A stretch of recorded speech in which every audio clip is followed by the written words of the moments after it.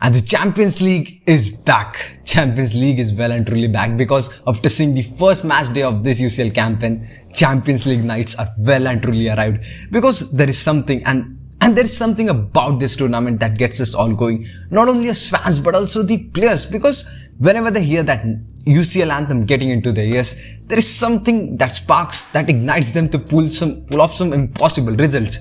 And already on this first match day itself, we have exciting results to discuss about, as Chelsea have been defeated by Dinamo Zagreb, and on the other side, Shakhtar have stunned RB Leipzig. I mean, this is what UCL is all about. Expect the unexpected, and this is what we all live for, isn't it? Anyway, let's first discuss the big game of the day. PSG versus Juventus, a game won by PSG 2-1. And certainly it was a great game because Mbappe got a score sheet and Neymar showed his magic. A typical UCL night for all of us fans. And talking about the game, well, it was a game as we all expected, dominated by PSG. And talking about PSG, technically this season they are looking so good, and kudos to Galtier for that, because he has made a great system in which all those three forwards, Messi, Neymar, Mbappe, can work well. And also he has taken over authority in that dressing room, as you can clearly see, because in between the games he was clearly giving instruction to especially to Mbappe and Neymar about the positioning and also subbing off Messi. These are little things that matters, and it clearly shows that Galtier is the one who is controlling the dressing room, and certainly which was really required at PSG. Anyway, now looking at the game, well, the PSG set up in a 3-4-3 formation, which was more of a 3-4-2 formation with three at the back, as with Sergio Ramos, Marquinhos and Kimpembe, and at the wing backs it was Nuno Mendes and Hakimi. In the midfield, Vitinha, Verratti, and up front, Neymar, Messi and Mbappe.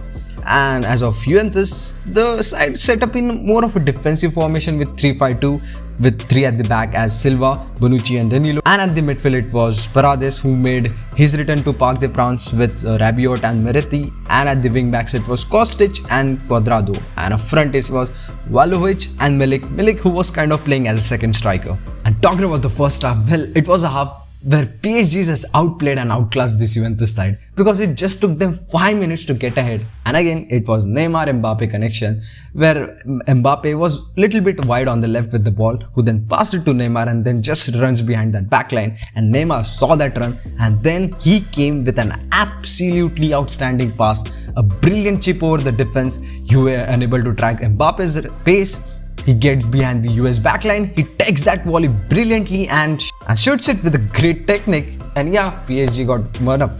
And PSG played a great game, and the main reason for that, it was Mbappe, who stayed loyal to the role that he has been given on the pitch today, which was just to be near the defenders, to exploit those spaces behind that backline and to disrupt that defense line, whereas Neymar and Messi would be staying into those half spaces, receiving the ball, will make some 1-2s and boom.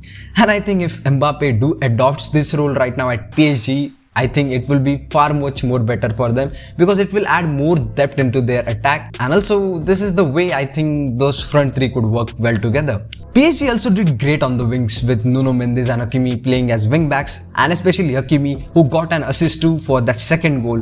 And talking about that second goal, dude, that was pure football. I mean, great example of how to play those 1-2 football, because it was Hakimi who saw the space, then he gives it to Messi, and Messi for the first time passed it to Hakimi, and Hakimi cuts it back for Mbappe, who arrived at great position and then scored. And as you can see, it kind of formed a triangle, and yeah, you can say that it was a great tiki-taka goal. And along with those wing backs, PSG's midfield also did very well. I mean, Verratti as great as usual, and Vitinha. Dude, we have to talk about this guy. I mean, no doubt he is their best signing, and he just makes this PSG sides far more better, because he always makes himself available for the pass. Head is always up to find Messi and Neymar to move the ball more into half spaces, and again he adds great physicality in the side also, and also he's so good in tight spaces at times, and also works good as a ball carrier too, and also he's a guy who shows great work rate even when defending. And talking about defending, well, this is the one aspect where I'll say PSG was kind of average. I mean, without the ball, they did at the starting phases of the match, they did press high, but at times they just allowed Juventus to move the ball. But also PSG played with that compact low block, and Juventus here lacked a creative midfielder. Someone like Pogba who can, pick out wide wing backs, because their wing backs were just in a great position, in a great 1v1 position, but Juventus didn't do that quick switch of play. They usually go slowly from the back to the wide, and PSG was easily, predicting that move and were easily defending whenever wingbacks got the ball. And also wingbacks should have put more crosses into the box, because PSG didn't look while defending those crosses. And yeah, I think the change they made in the second half was quite good, because Weston McKennie got in for Fabio Meretti. Then Juventus kind of turned to back four with Danilo and Cuadrado as fullbacks and Weston McKennie as left midfielder. And this kind of made difference because it allowed Rabiot to get more freedom to carry the ball forward, and also he quite looked good while doing so in the second half. And they did score, which was again through a set piece from a corner, and PSG weren't able to defend it. And it was clearly a goalkeeper's fault, because as you can see that Donnarumma got too ahead to get the ball, but he doesn't get it, and Weston McKennie was in good position and he scores a simple header. And that's how Juventus got back into the game. But PSG was still knocking on the Juventus door, and there was one great chance when Mbappe just ran behind from that right, and it was a 1v2 situation as Neymar also joined the attack, who was wide on his left, and look how free he was. But it was our Ninja Turtle who made his classic Mbappe move, don't pass the ball and just go for glory. And of course, what will happen? He eventually missed the ball and side-netted it. But anyway, PSG got on to hold to the game, and the substitutions made from Galtier was quite sensible and mature, which helped them to get through it and got 2-1 victory. And coming on to our next game of the day, which was between Manchester City and Sevilla. And well, City started their campaign with a bang, with a 4-0 victory over Sevilla. And talking about Sevilla, well, they are right now pretty messed up. But still, I think 4-0 victory was quite huge. But anyway, talking point of the game was again Erling Haaland. I mean, whatever the Norwegian people are saying about him, it's true, dude. It's true, because he is indeed horny for goals. Because somehow eventually the goals will find him. That's the situation is right now. Because 7 games, 12 goals for Manchester City. This is crazy stat, dude.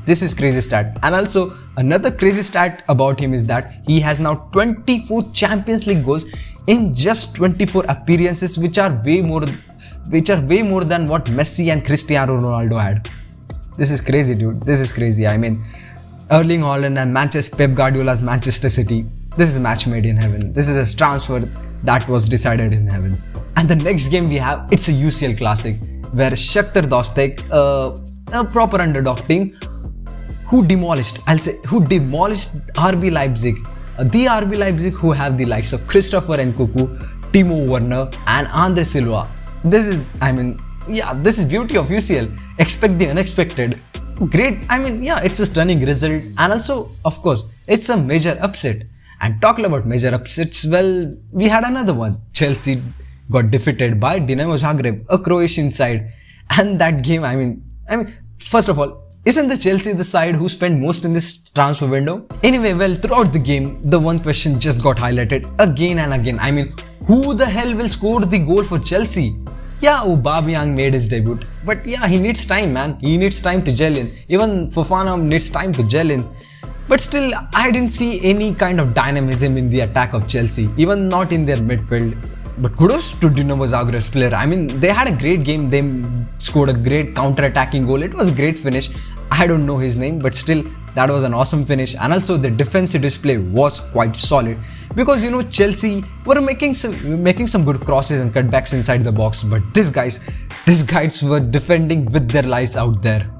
Too good, man. Too good. I think it's a great result, to be honest. As a neutral fan, I think that's what I like to see. And the last game we had for the first day, which was between Celtic and Real Madrid. And well, it was kind of a historic game because as the both clubs have a lot of history. But anyway, Celtic, who made their Champions League comeback after 5 years. And yeah, it was quite good. It was quite good to see their home stadium. It was quite colourful, noisy, Parkhead. If I'm right, that's their stadium's name.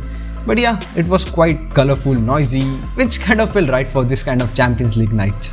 But anyway, talking point of this game, Eden Hazard finally scores for Real Madrid in Champions League.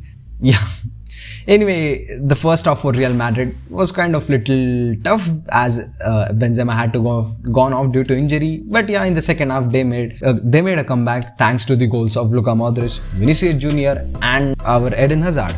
Anyway, that's all happened on the day 1 of the UCL. And for the next day, we have an exciting clashes to look upon like Inter Milan versus Bayern Munich, and also our Barcelona will take on Victoria Places. Yeah, there are a lot of exciting clashes to look forward.